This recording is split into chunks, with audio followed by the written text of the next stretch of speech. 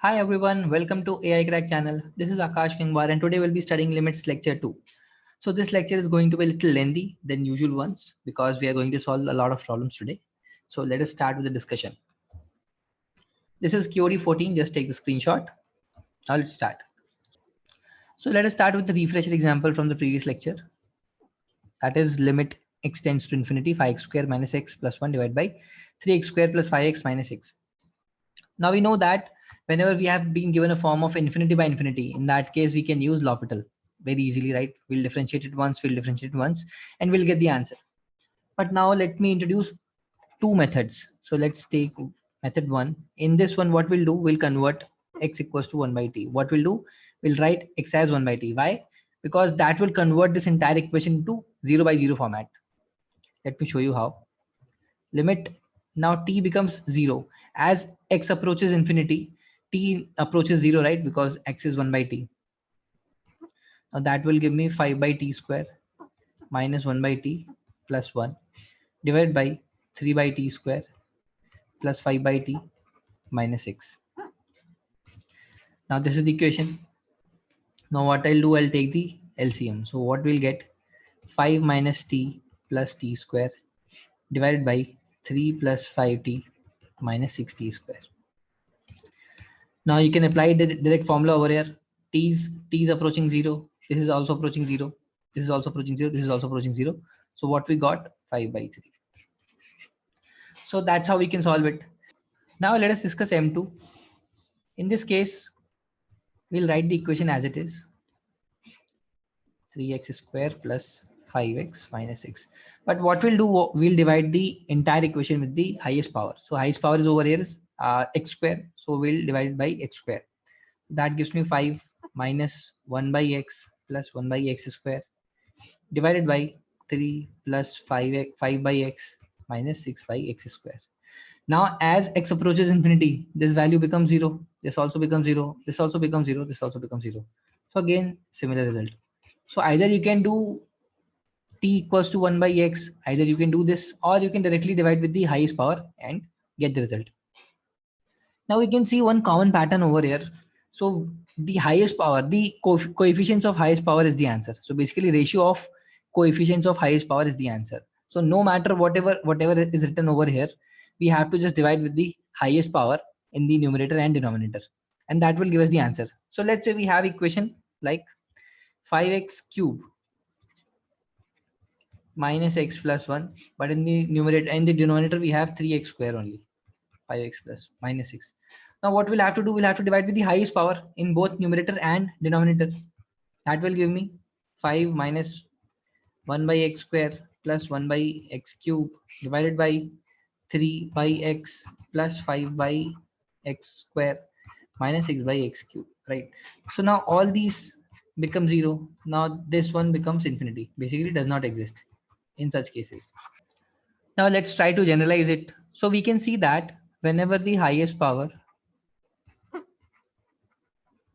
in numerator is greater than denominator, highest power in denominator, then the answer would be does not exist or infinity, right? So whenever the answer is infinity, we have to say that it doesn't exist because it actually doesn't exist. We don't need the real value. So that's why we say in case of limits, whenever the answer is infinity, we say it doesn't exist. Now when highest power in numerator is equals to highest power in denominator, in that case limit is some finite value. Basically in that case limit is the ratio of the highest power, ratio of highest power, right? Now in case highest power in numerator is lesser than denominator, then what will happen? The answer would be 0, right? Because let's say we have 3x cube over here. In that case, we'll have to divide with x cube in both numerator and denominator. Then the numerator will become 0. So in that case, the answer would be 0. So this is the generalization for solving all these polynomial ratios. Now let's take another example. 1 by 1 minus n square plus 2 by 1 minus n square plus this. Now we know that we can write it as 1 plus 2 plus 3 plus till n divided by 1 minus n square, because Denominator is common. Now limit n tends to infinity. Now we know that the numerator is nothing but n plus 1 by 2. If you know the formula from the arithmetic progressions. Now this gives me n square plus n divided by 2 times 1 minus n square. Now with the initial generalization, with this generalization in the previous slide, we can clearly say that the highest power in numerator and denominator is both equal, and that is equals to 2. So basically we have to just take the ratio. So that is 1 divided by minus 2. So minus 1 by 2 is the answer. Right. So you can quickly solve these questions. Now let's take one more example. These kind of questions you can expect in PGDBA. Either this one or this one. This one is too simple. This might not be asked in PGDBA, but this and this can be asked in PGDBA. Now let's solve this question. Here we have been given limit x approaches infinity. X square plus x plus 1 divided by x plus 1 minus ax minus b equals to 4.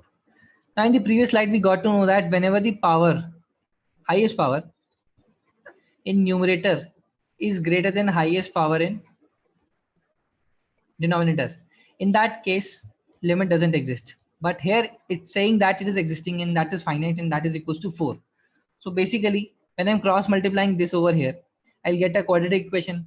So difference of this and this quadratic equation should be linear one, because denominator has the linear equation. So in that case numerator should also have the linear equation. So that is the approach we are going to take in this question. So we'll be getting x square plus x plus 1 minus ax plus b x plus 1 divided by x plus 1. So this gives me x square plus x plus 1 minus ax square plus ax plus bx plus 1 divided by x plus 1. So this gives me x square 1 minus a, right, plus x 1 minus a minus b plus 1 minus, sorry, this one is b over here, yes, plus 1 minus b, right, divided by x plus 1, that is equals to 4. Now I can say for sure that a equals to 1, because that will make this coefficient of x square as 0. So a equals to 1, that is for sure, because only in case of linear by linear we'll get this finite value. Now we know that whenever highest power in numerator is equals to highest power in denominator, the answer is actually, the limit is actually ratio of the ratio of the highest powers. So over here 1 minus a minus b divided by 1, that is equals to 4. So we got to know that a equals to 1, so this cancels out. So b equals to minus 4. So this is the answer.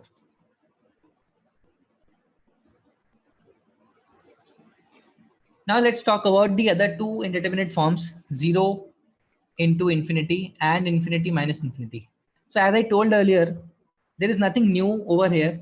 What you have to do, you have to convert into either 0 by 0 or infinity by infinity in both these cases, and then proceed with the normal L'Hopital or factorization or rationalization. Now let's take an example. Let's see how to solve these questions with an example. So basically we have been given under root 36x square minus 3x minus 6x. Now again I'm repeating it, whenever I see something of root a plus root b or root a plus b, something, anything of this sort, I'll do rationalization. So I'll do the same over here, and that also gives me an idea that it will be converted into numerator and denominator format. That will give me some sense that okay, it might be converted to either 0 by 0 or infinity by infinity format, right? So I'll do 36x square minus 3x minus 6x multiplied by under root 36x square minus 3x plus 6x divided by under root 36x square minus 3x plus 6x, right? Now multiplying it over here, what I'll get, 36x square minus 3x minus 36x square divided by under root of 36x square minus 3x, sorry, plus 6x. So this gets cancelled. So I'll be getting just minus 3x divided by under root of 36x square minus 3x plus 6x. Now, ultimately, we can clearly see that the power is over, the maximum power is linear over here because we have under root over here, right? So what I'll do, I'll extract minus 3x. So what I'll do, I'll extract 6x from here, and that would be 1 minus 3x by 36x square plus 6x. So basically this coefficient will become 0. Eventually it will become 0 as x approaches infinity, right?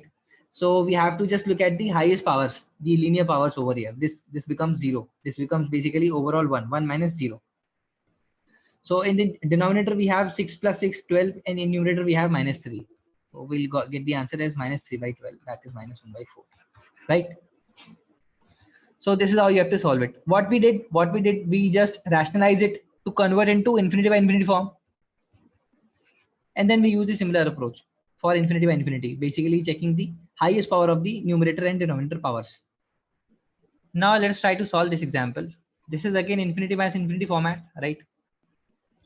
Now I have to convert into either 0 by 0 or infinity by infinity. So the one way I can see that that is converting x to 1 by t, right? That will give me 1 by t plus a, 1 by t plus b, 1 by t plus c, whole raised power 1 by 3 minus 1 by t. So that is 1 by t times 1 plus at, 1 plus bt, 1 plus ct times 1 by 3 minus 1, whole minus 1, right? Now, I know that this internal multiplication will give me 1 plus a plus b plus c times t plus some coefficient times t square plus some coefficient times t cube, right? And minus 1, whole divided by t, this raised power 1 by 3. Now I can clearly see that when t is approaching 0, as x is approaching infinity, t is approaching 0, I can clearly see that these powers are negligible as compared to this one. So I'll cancel this out. And then you can clearly see that we'll have to use binomial approximation. So that comes out over here into play. Now this will be 1 plus a plus b plus c times t. Now what we had discussed in the binomial theorem or binomial approximation, that 1 plus anything which goes to 0 raised power something, that would give me 1 plus nx. Here n is 1 by 3. So this is 1 plus 1 by 3 times a plus b plus c times t minus 1 whole divided by t. So this gets cancelled out. So we'll get 1 by 3 a plus b plus c is the answer. Now this particular question uses many concepts. The first one is we have to convert infinity minus infinity into 0 by 0 or infinity by infinity by using this transformation. And after that we have to use this approximation that higher powers in t square would be negligible as compared to higher powers in t. And after that we have to use the binomial approximation, and then we reach the answer. Now let's talk about algebra of limits, and we'll take case by case. The first case is, first of all, let's define fx and gx limit x approaches a equals to, let's say, capital A, and limit x approaches a gx is capital B. Now the first theorem says that limit of fx plus gx, in this case whenever a is existing and b is existing, basically limit of fx is existing and limit of gx is existing at x equals to a, in that case limit of x approaches a fx plus gx equals to limit of fx plus limit of gx, x approaches a, right? Now how to understand this one? So let's take an example. Let's see, we have a function, we have two functions over here. Let's say these are the values over here.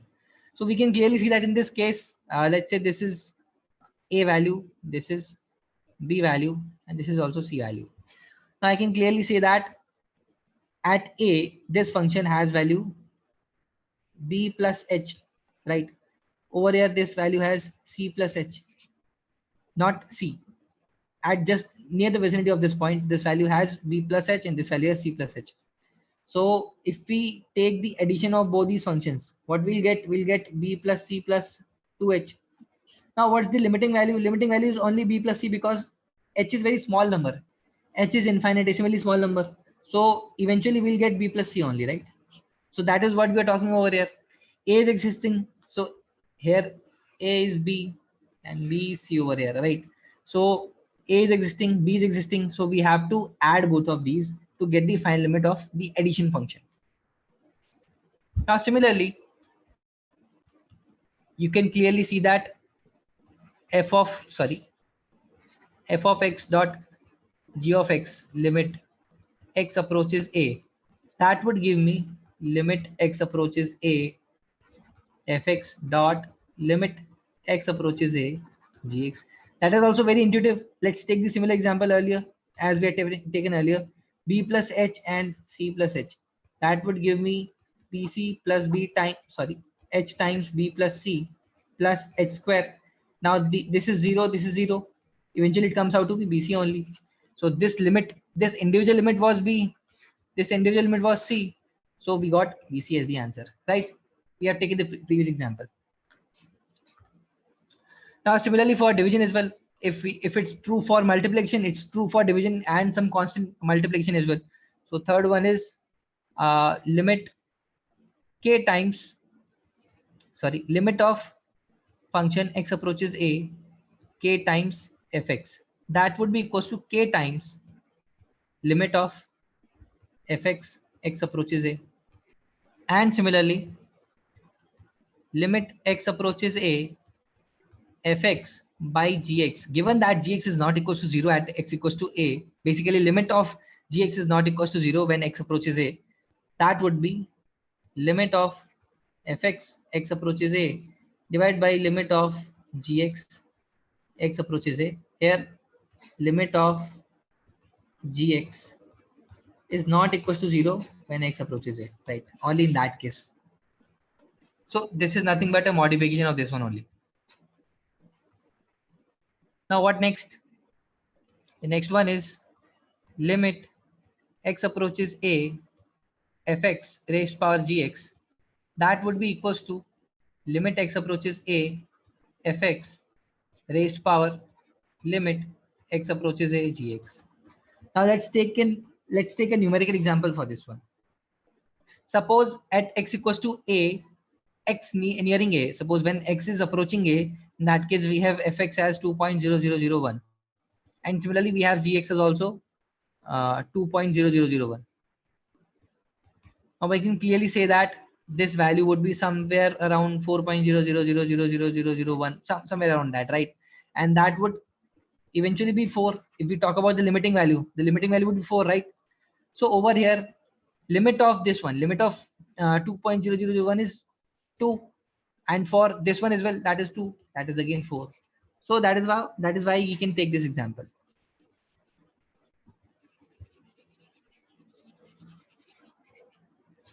Now what next?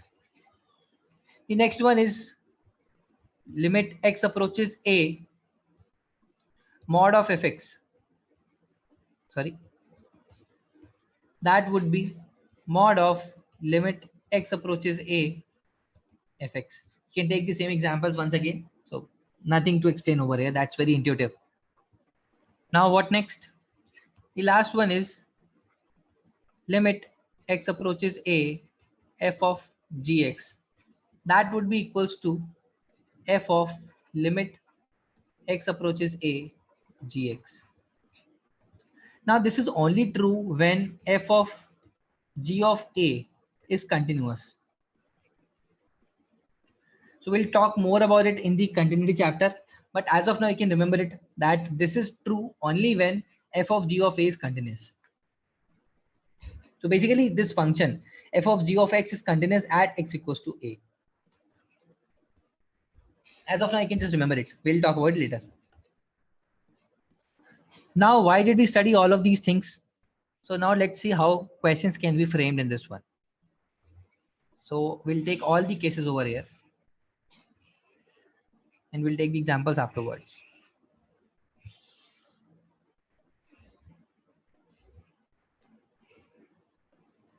So this is fx, this is gx, this is f plus minus g, this is f multiply divide g. Okay, this is 1 2 3. Now let's say both of these are existing. So in the initial case which we have taken a and b, f of x at x approaches a is a, and this one is g, and this one is b. So in that case, this will also exist, this will also exist, considering g is not equals to 0. So here g is not equals to 0. So that is obvious, right? Now if this is happening, this is existing, this doesn't exist. Now what will happen? So let's say one function is x, the other function is 1 by x, and we are talking about limit x approaches 0. In that case, this is 0, but this is infinity, so basically it doesn't exist. So whenever this is the case, we can clearly say that f plus minus g does not exist, because one is existing and we are adding something which is not subtracting which is not existing. So in that case, the answer would be does not exist. In case of f multiplied by g, it may or may not exist. So we can say that may exist. How? We can take the same example once again, x into 1 by x. So this is existing, this is not existing, but multiplication is existing, right? So we can say that this may exist. Now let's take example, does not exist over here, does not exist over here. Now this one is the tricky one. Over here as well, this may exist. How? Now let's say take the example of fractional part x and GIF. Now both these individual limits doesn't exist, but summation is x which exists, right?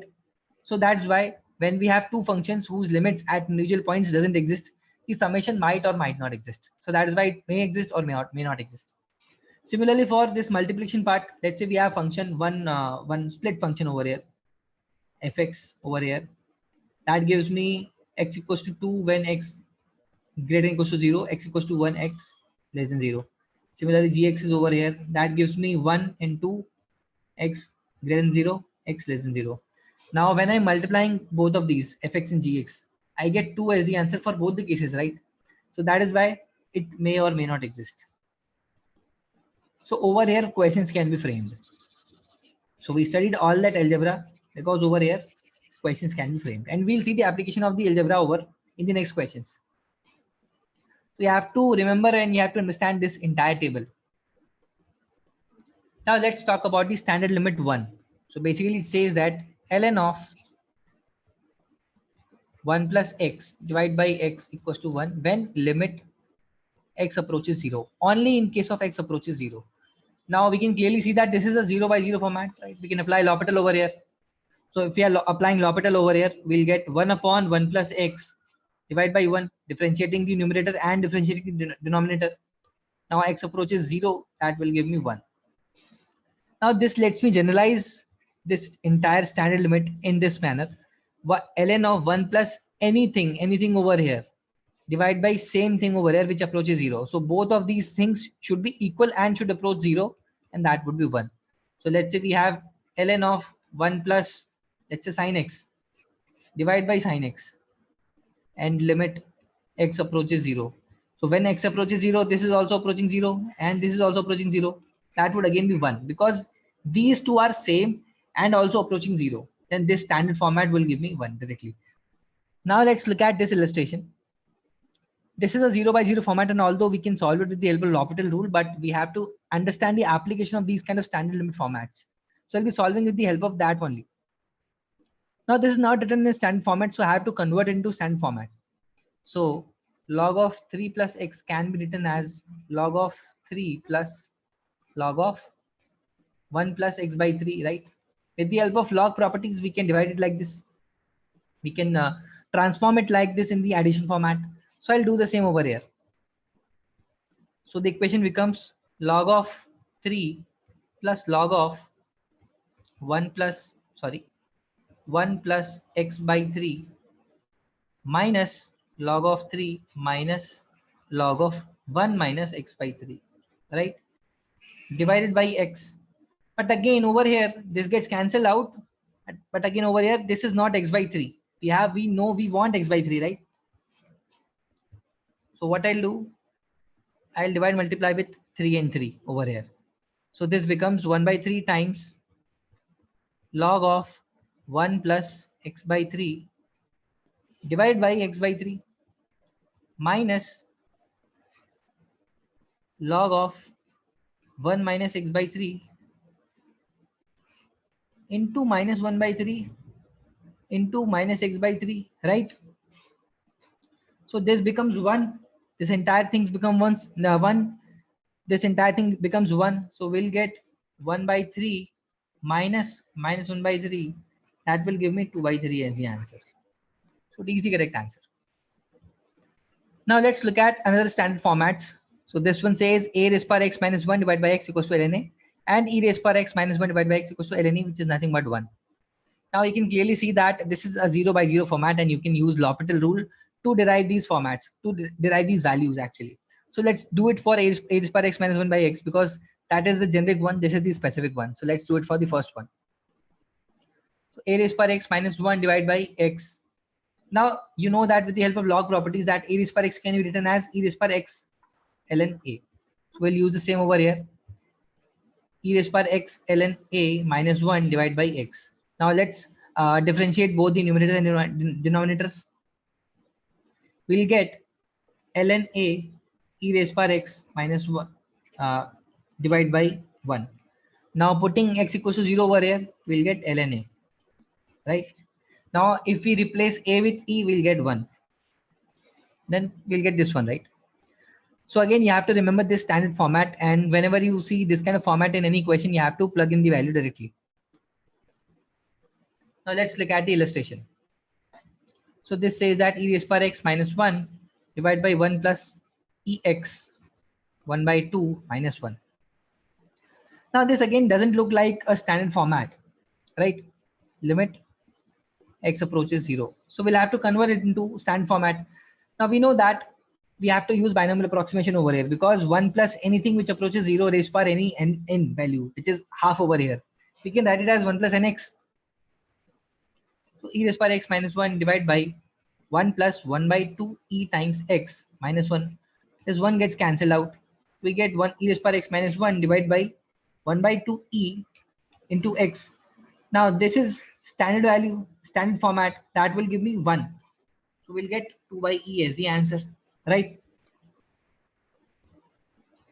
Now how do we multiply these? This standard, this value, this actual value was 2 by e, and this also limit was existing. So you know, now you know the application of algebra of limits. So basically this limit was existing, this limit was also existing, so multiplication is also existing. So that's why we can write directly 2 by e dot 1 as 2 by e only.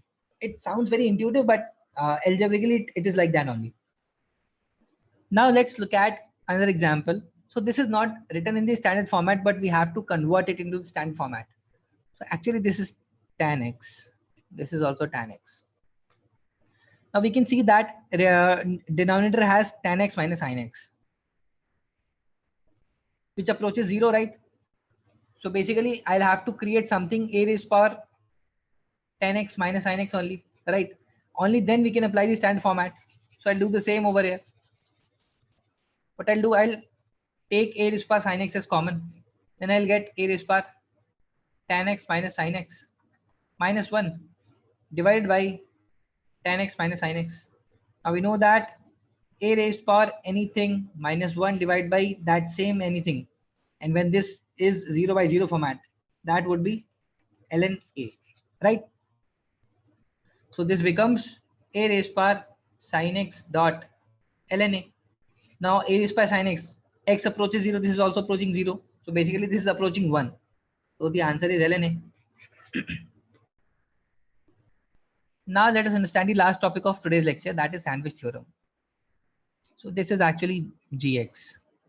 So it says that if gx is less than equals to hx but greater than equals to fx, in that case, and limit x approaches c fx equals to l, limit x approaches h x equals to l, in that case limit x approaches c gx equals to also l. Now how do we say that? let's try to understand with the help of a graph. So these are the three functions over here. So this is our fx, this is our hx, sorry, this is gx, and this is hx. Now we are talking about one point C over here. Now in case of C, we can see that all these points are very close together. But gs is less than equals to hx, gx is greater than equals to fx in that particular case. Now we are talking about the limiting case. Now let's say hx at C, at this point, near this point, when this approaching C, in that case hx would be, let's say, L plus h or L plus a, where a is very small. So that is 0.00000001. That is very small, right? Now for fx, let's say that is L minus a, 0.000001. Now we know that gx is in between hx and fx. So basically gx is somewhere in between these two. Let's say that is L, neither L plus a nor L minus a, that is also L. So what is happening? What is happening over here? I can clearly see that when this value is equals to L plus a, this value equals to L minus a. And if I put the limit sign over here, this becomes L, this also becomes L, and this is also L. It might be L plus maybe a by 2 or a by 4, might be, but limit comes out to be L only. So the point is, when two functions which are greater than and less than equals to a particular function at a particular point, and their limiting is very close to each other, in that case the limit value of the gx is same as hx and fx. That is the intuition I'm trying to build over here. Now the major question is actually, when do we have to use sandwich theorem? So basically, whenever you are not able to apply L'Hopital, whenever you are not able to apply standard limits, you're not able to apply factorization, rationalization, any of these formats, any of these concepts, then you have to look for sandwich theorem. Now this particular question can be solved in the general manner, because we know that fractional part of x belongs to 0 to 1, right? So this is a finite value. This any number inside this, that will yield 0 to 1 only. So basically 0 to 1 divided by a large number, that is infinity, that comes out to be 0 only. The limit comes out to be 0 only. But we have to look at the application of sandwich theorem over here. So we know that fractional part of x is greater than equals to 0 but less than 1. So basically this divided by x, this divided by x, this divided by x. So this also holds true.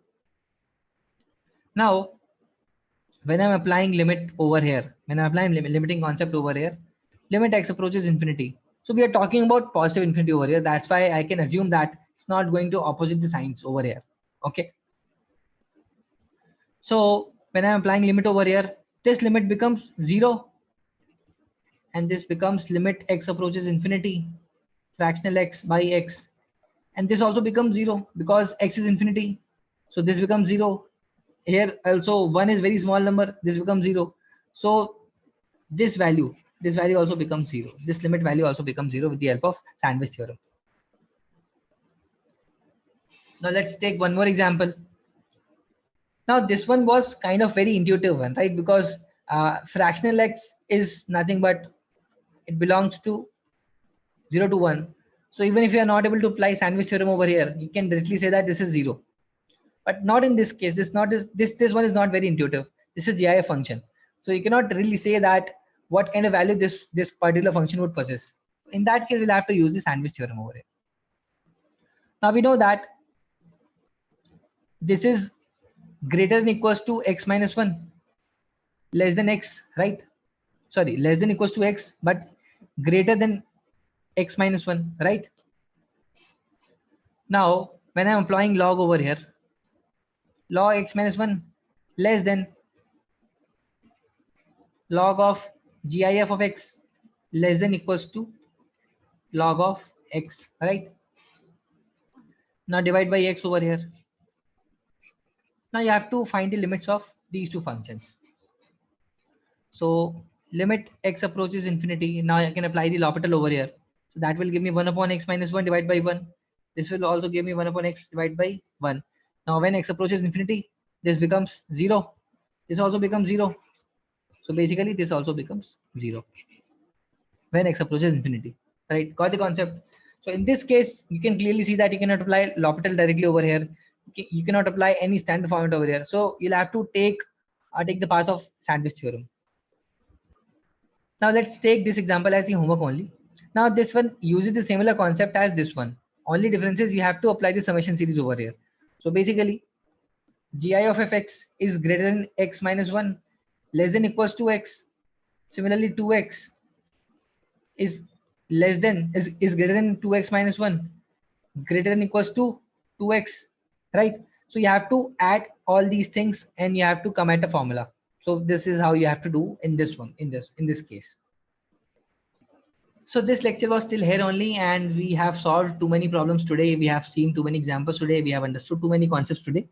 And tomorrow we'll be able to complete the entire concepts of limits. And after that, we'll be starting with the continuity part. So let's meet tomorrow, and thanks for watching.